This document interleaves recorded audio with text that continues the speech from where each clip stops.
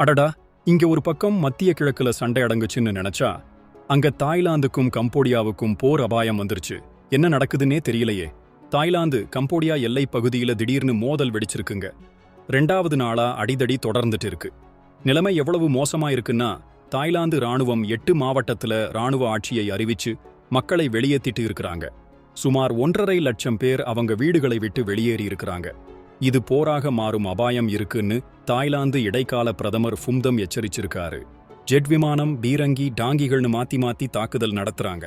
ஒரு 70 வயசு முதியவர் இறந்துட்டாரு. 5 பேர் காயம்பட்டிருக்காங்க. மொத்தம் 15 பேர் உயிரிழந்திருக்காங்க. 46 பேர் காயம்பட்டிருக்காங்க.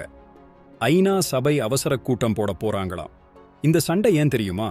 அங்க இருக்க ஒரு 11ஆம் நூற்றாண்டு கோயிலுக்காகத்தான் இந்த மோதல் 100 வருஷத்துக்கு மேல தொடருது. உலகமே பதட்டத்துல இருக்கும்போது பக்கத்து நாடுகளுக்குள்ள இப்படி சண்டை வருது. இது வெறும் மோதலா இருக்குமா இல்ல போரா மாறுமான்னு தெரியல. நம்ம சுத்தி நடக்கிற இந்த மாதிரி விஷயங்களை நாம எப்படி பார்க்கணும்னு நீங்க நினைக்கிறீங்க? உங்க கருத்துக்களை மறக்காம கமெண்ட்ல சொல்லுங்க.